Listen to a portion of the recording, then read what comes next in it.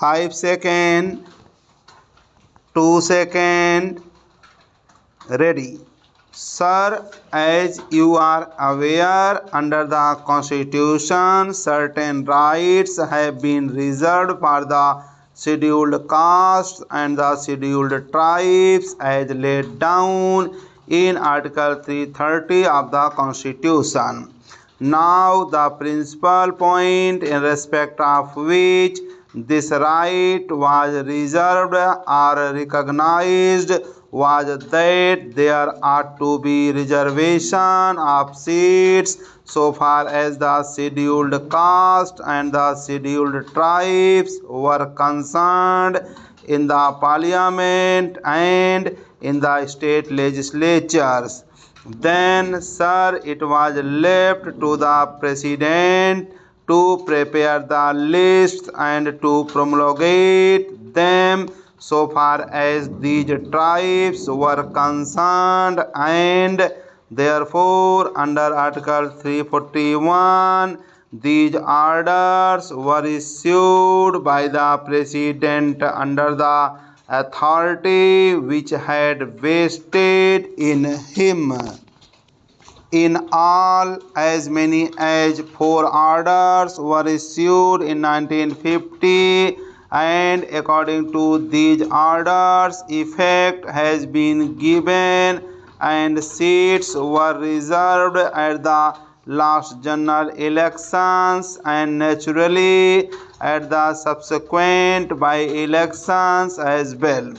Sir, at the time when these lists were under preparation and subsequently also a number of complaints were made to the government of India, and according to some the lists were incomplete, and according to others there were certain communities, certain tribes or castes which ought not to have been included, and therefore when under Article 340 of the Constitution the government appointed the Backward Classes Commission in 1953, they requested the Backward Classes Commission also to consider the question as to whether there ought to be any additions to or reduction from the scheduled caste and scheduled tribes orders as pointed out by me just now.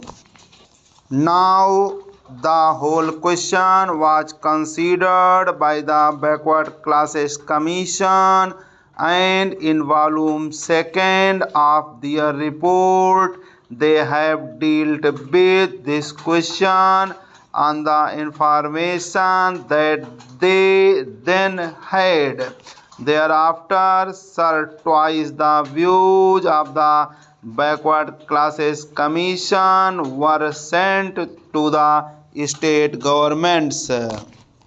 In the first place, we requested them to offer to us their views or reactions. They were received, and thereafter the government considered all those matters as also the suggestions and again sent back their tentative views to the state governments. The state governments considered this matter, and thereafter these views in a final shape came, and after the receipt all this material and after considering all the circumstances the government took certain decisions.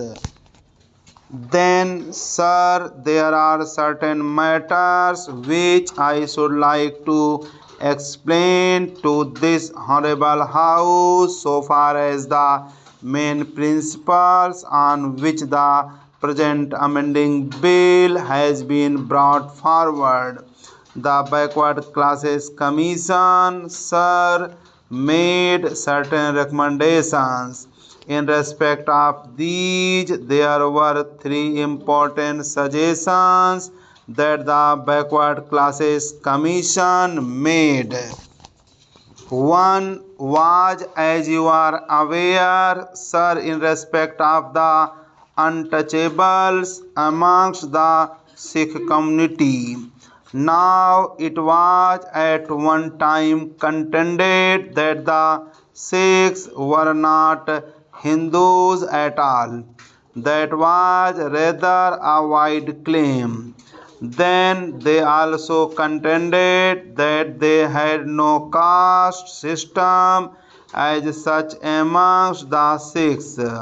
Therefore, there could be no question of any caste being recognized as a scheduled caste because, as you are aware, sir, the members should belong to the Hindu community, and it was one of the fundamental or vital points on which a community within that particular tribe or within that particular group of people could be recognized as a scheduled caste. In respect of scheduled tribes, sir, the question of their belonging to a particular religion need not be taken into account, and there are scheduled tribes who have been recognized in these orders who belong either to the Hindu community or to the Christian community, or they follow certain customs and manners which may not come within the established doctrines of either Hinduism or Christianity. Therefore, sir, so far as the scheduled tribes were concerned, the question of their being members of the Hindu community was not taken into account at all.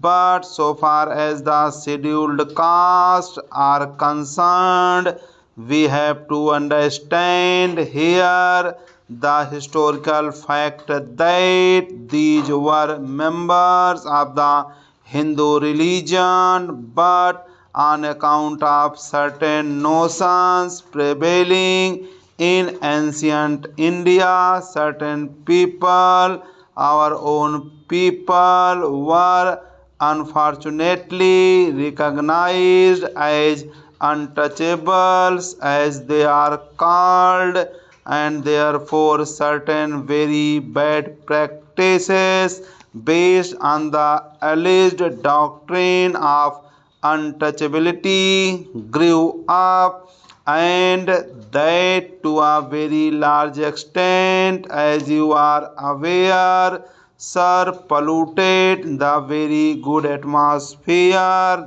that ought to have been associated with the Hindu religion.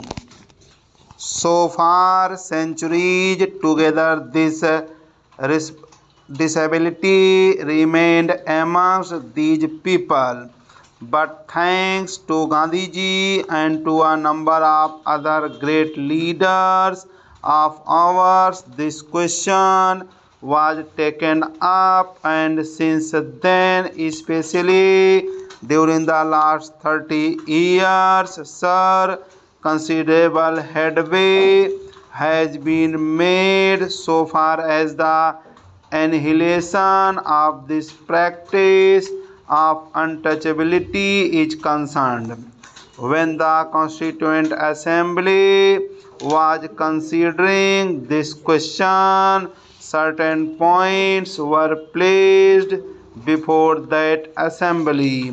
One of them was that there ought to be a reservation of seats for the scheduled castes.